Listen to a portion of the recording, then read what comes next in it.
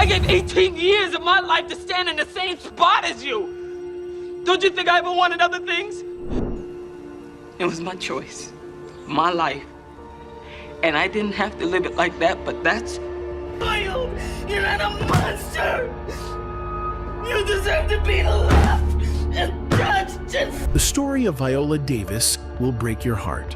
From sleeping in rat-infested apartments to becoming Hollywood royalty, her journey is one of the most heartbreaking yet inspiring stories you'll ever hear. I had a memory when I was 9 years old, and I remember my parents fighting in the middle of the night. What she endured as a child would destroy most people. Extreme poverty, domestic violence, and trauma that left scars for decades. God, if you exist, if you love me, you'll take me away from this life. Now I'm gonna count to 10, and when I open my eyes, I wanna be gone. This is the devastating story of how a little girl who prayed to disappear became one of the greatest actresses of our time. So, let's get into it. Viola Davis entered this world on August 11, 1965, on her grandmother's farm in St. Matthews, South Carolina. A place that wasn't just any farm, but what Davis herself calls a plantation, not a farm. Born into the legacy of America's darkest history, she was the fifth of 6 children to Dan Davis, a horse trainer, and Mary Alice Logan, who worked as a maid, factory worker, and homemaker. When Viola was just 2 months old, her family made what they hoped would be a life-changing move to Central Falls, Rhode Island. Her father had heard about opportunities at the horse tracks there, believing he could make a better living for his growing family. What they found instead was a different kind of hell, one that would define Viola's childhood and shape her into the powerhouse she would become. I always say I grew up po, which is a rung lower than poor. The conditions were beyond what most people can imagine. The toilets didn't work, forcing the family to live without proper sanitation. The electricity and gas were constantly being shut off, leaving them without heat during brutal Rhode Island winters. Davis recalls wrapping herself and her siblings in newspapers for warmth, a detail so heartbreaking it sounds like fiction, but was their daily reality. The rats were everywhere, in the walls, in their beds, eating their toys at night. The family would fall asleep to the horrifying sounds of rats killing pigeons in the roof above them. Young Viola and her siblings would wrap sheets around their necks at night, not for comfort, but to protect themselves from the rats that crawled through holes in the walls and jumped onto their beds. We would go to bed and hear rats killing the pigeons in the roof. I mean, loud, squealing noises. We would wrap our sheets around our necks at night because the rats would crawl through holes in the wall, and you could hear them eating our toys at night. Food was a constant struggle. The family relied on food stamps that were never enough to feed everyone. Davis has spoken openly about the lengths she went to for food, rummaging through garbage cans, stealing from stores, even jumping into dumpsters filled with maggots just to find something to eat. She sacrificed her childhood for food and grew up in immense shame. The psychological impact of living in such conditions was devastating. Young Viola learned early that her basic needs might not be met, that safety wasn't guaranteed, and that the world saw her family as disposable. This sense of worthlessness would follow her for decades, even as she achieved incredible success. Beyond the crushing poverty, young Viola was living with another nightmare that would leave even deeper scars: domestic violence that turned her home into a war zone. Her father's alcoholism fueled violent outbursts that terrorized the entire family, but especially her mother, who bore the brunt of his rage. The violence wasn't hidden behind closed doors. It was raw, brutal, and witnessed by children too young to understand why their father was hurting their mother. Viola has spoken about the helplessness she felt watching her father beat her mother, describing how she would just stand there and be frightened, because there was nothing else a small child could do. Your father also was an alcoholic, right? Yeah. And he beat your mother, so you had to live with that abuse as well. The trauma of witnessing domestic violence shaped every aspect of Viola's childhood. She would go to school carrying the weight of what she had seen the night before, trying to focus on lessons while her mind was still processing the sounds of violence, her mother's cries, and her own terror. She carried this trauma in her body, in her behavior, and in her relationships for decades. The unpredictability of the violence made it even more traumatic. Viola never knew when her father would explode, when a normal evening would turn into a nightmare of screaming, hitting, and terror. One particular memory haunted her for years. When she was 9 years old, after a particularly violent night between her parents, Viola ran into the bathroom and fell to her knees in desperation. What followed was a moment that would define her relationship with faith and hope for years to come. God, if you exist, if you love me, you'll take me away from this life. Now I'm gonna count to 10, and when I open my eyes, I want to be gone. That moment of praying to disappear, only to open her eyes and find herself still trapped in the same nightmare, was devastating. For a child to reach the point where death seems preferable to life shows the depth of despair she was living in. She wasn't just poor, she was broken, traumatized, and convinced that even God had abandoned her. School should have been Viola's escape from the horrors at home, but instead, it became another battlefield where she faced a different kind of cruelty. The poverty that defined her home life followed her into the classroom, marking her as different from her classmates in ways that made her a target for relentless bullying. Viola would arrive at school hungry, smelling because they had no hot water at home, wearing clothes that clearly marked her as poor. In a society that judges children by their appearance and circumstances, she was an easy target. The bullying was merciless, kids calling her black, ugly, and using racial slurs that cut deep into her already wounded psyche. Viola, you're not a monster! You deserve to be left and judged. The bullying reinforced every negative message she was already receiving at home about her worth and place in the world. She describes being chased by groups of 8 to 9 boys who would taunt her with vicious names, making her feel like she was less than human.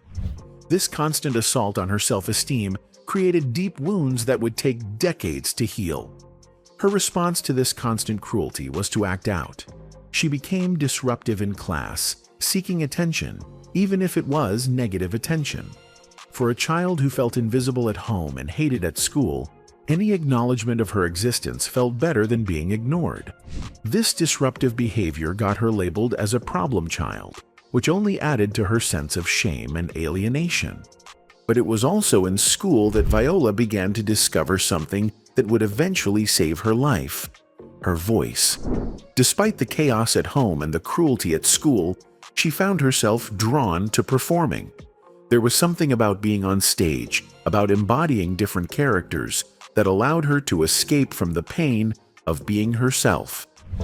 The one thing that I learned when I was poor, and this is something that people just need to say out loud, okay, is that you are invisible. Acting became her sanctuary, a place where she could transform from the invisible, poor, traumatized girl into someone else, someone who mattered, someone who was seen. It was through drama programs and school productions that she first glimpsed the possibility that there might be something more for her than the life she was living. As Viola moved through high school, acting evolved from an escape mechanism into a genuine passion and potential career path. The discovery that she had real talent gave her something she had never had before: hope for a future that looked different from her past. But pursuing that dream meant confronting fears about continuing the cycle of poverty that had defined her family. When it came time for college, Viola faced an agonizing choice. She received a full scholarship to Rhode Island College, but her terror of remaining poor if she pursued acting made her initially choose English as a major instead.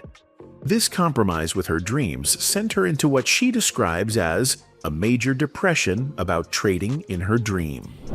I absolutely knew I wanted to be an actor because I wanted to be somebody. I wanted to dream big and make a mark somehow. The turning point came through an Upward Bound program that brought together first-generation college students from various communities in Rhode Island. Being surrounded by other young people who were fighting to break cycles of poverty and dysfunction helped Viola realize she wasn't alone in her struggles. More importantly, it was through this program that she truly fell in love with acting as an art form, not just as an escape. The program was designed for students like her, first-generation college-bound kids who each had their own crosses to bear. For the first time in her life, Viola was surrounded by people who understood the weight of trying to escape poverty while carrying the guilt of leaving family behind. These 48 students from various Rhode Island communities became her chosen family, showing her that her dreams weren't impossible. After graduating from Rhode Island College with a theater degree, Viola made the bold decision to pursue her MFA at the Juilliard School in New York. This was a massive leap of faith for someone who had grown up with absolutely nothing, but she had finally reached a point where the risk of pursuing her dreams felt less dangerous than the guarantee of remaining stuck in poverty. Juilliard was transformative, giving her the technical training and artistic foundation she needed to compete at the highest levels of the profession. But it also highlighted how much work she still had to do on herself, the emotional and psychological healing that would be necessary for her to truly thrive, not just survive. After graduating from Juilliard in 1994, Viola Davis faced the harsh reality of building an acting career while carrying decades of unresolved trauma. Despite her world-class training, she struggled with the internal voices that told her she wasn't good enough, pretty enough, or worthy enough to succeed in an industry that seemed designed to exclude people like her. Her early career was marked by small roles in regional theater and off-Broadway productions. She worked consistently, but wasn't yet landing the breakthrough roles that would establish her as a major talent. The industry's narrow view of what leading ladies should look like made it particularly challenging for a dark-skinned black woman from humble beginnings to find substantial opportunities. The entertainment world of the 1990s was even less inclusive than today, with very limited roles available for women who looked like Viola. She found herself auditioning for stereotypical parts: maids, prostitutes, drug addicts, roles that reduced black women to their trauma rather than celebrating their complexity and humanity. Each audition was a reminder that the industry saw her as a type rather than as an artist capable of infinite range. In 1996, she made her Broadway debut in August Wilson's 7 Guitars, playing the role of Vera, the long-suffering paramour of a musician recently released from prison. The performance earned her a Tony nomination and marked the beginning of her special relationship with Wilson's work, which would define much of her stage career. Wilson's characters spoke to her because they were complex, flawed, human, not just symbols of suffering. But success on stage didn't immediately translate to financial security or personal happiness. Viola was still carrying the emotional baggage of her childhood, and despite her professional achievements, she struggled with relationships and self-worth. The trauma that had been embedded in her psyche during those formative years continued to sabotage her personal life. But at 28, I crashed and burned because emotionally I didn't get out. But as much as I didn't want to be my mother's daughter, I was very much my mother's daughter. I was still very much traumatized by the past. The crash she describes at 28 was both professional and personal. Despite her talent and training, she found herself stuck in patterns that reflected her childhood trauma. She was attracted to unhealthy relationships that mirrored the dysfunction she had witnessed at home. The little girl who had been called ugly and worthless was still living inside her, influencing every decision she made. The breakthrough that would change everything came in 2001 when she won her first Tony Award for her performance as Tanya in King Hedley 2, another August Wilson play. This wasn't just recognition of her talent, it was validation that she belonged on the biggest stages in American theater. But even with professional success, the personal healing work was far from over. The patterns of thinking and behaving that had been established in childhood don't disappear overnight, even when external circumstances improve dramatically. The journey from surviving to thriving required Viola to do the deep emotional work of healing from her childhood trauma. This process wasn't quick or easy. It involved therapy, self-reflection, and learning to separate her past from her present in ways that allowed her to build healthy relationships and make career choices from a place of strength rather than fear. There's a difference between having a goal and having a purpose. It's a vision for a future that is living a life that is heroic. The other part of it is understanding your mortality, that you have a dash of time, and what do you want to do?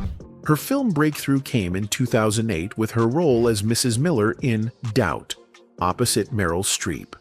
Despite having only one scene, Davis's performance was so powerful that it earned her an Academy Award nomination for Best Supporting Actress. The role showcased her ability to convey profound emotion and complexity in limited screen time, establishing her as a serious film actress who could hold her own with the industry's biggest stars. This single-scene performance became legendary. 8 minutes that changed everything. She embodied a mother's pain, love, and desperation with such authenticity that audiences and critics were stunned. It proved that Viola didn't need leading lady looks or conventional Hollywood beauty to command the screen. She had something more powerful: truth. You can't hold a child responsible for what God gave them to be. The success of Doubt opened doors that had previously been closed, but it also brought new challenges. As more opportunities came her way, Viola had to constantly fight against being typecast into roles that only showcased Black trauma. She wanted to play complex characters, not just symbols of suffering. This meant turning down roles that paid well but didn't serve her artistic vision. Her marriage to Julius Tenen in 2003 marked the beginning of her personal healing journey. Tenen was unlike the men she had been attracted to in the past. He was stable, supportive, and saw her worth even when she couldn't see it herself. Their adoption of daughter Genesis in 2011 completed their family and gave Viola a chance to break the cycle of dysfunction that had defined her own childhood. The role that truly changed her career trajectory came in 2014 when she was cast as Annalise Keating in Shonda Rhimes' How to Get Away with Murder. This wasn't just another role, it was a chance to play a complex, flawed, brilliant Black woman on primetime television. The character was everything that Black women rarely got to be on screen: messy, powerful, vulnerable, and undeniably human. Despite the magnitude of the opportunity, Viola struggled with feelings of unworthiness. That beautiful moment of finding out that I got the lead role was mixed with a feeling that I didn't deserve it. She later reflected. But she had reached a crucial point in her life where she chose to bet on herself instead of listening to the old voices of self-doubt. In 2015, she became the first Black woman to win the Primetime Emmy Award for Outstanding Lead Actress in a Drama Series. Her acceptance speech became legendary when she declared, "The only thing that separates women of color from anyone else is opportunity. You cannot win an Emmy for roles that are simply not there." How about owning it? Owning all of it. The good and the bad. Own every heroic deed and experiences, even if they were traumatic. Own it. And then you seize the sword. Her 2016 performance in the film adaptation of Fences, reprising her Tony Award-winning role as Rose Maxon, earned her the Academy Award for Best Supporting Actress. With this win, she became the first Black actress to achieve the Triple Crown of acting, winning an Oscar, Emmy, and Tony Award.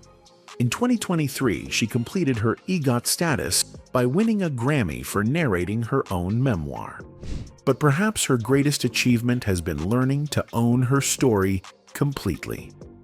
In her 2022 memoir, Finding Me, she wrote with brutal honesty about her childhood, trauma, and healing journey. She has become an advocate for childhood hunger, drawing from her own experiences to help other children who are living the way she once did. Today, Viola Davis stands as proof that our beginnings don't determine our endings.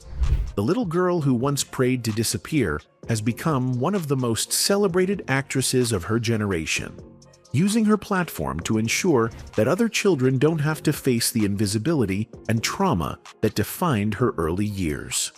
She has shown the world that survival isn't enough. We must also learn to thrive, to own our stories, and to transform our pain into purpose. Her journey from 128 Washington Street to Hollywood royalty isn't just an inspiring rags-to-riches tale. It's a masterclass in resilience, healing, and the transformative power of refusing to let your past define your future. Anyway, that's it for this video, folks. Bye.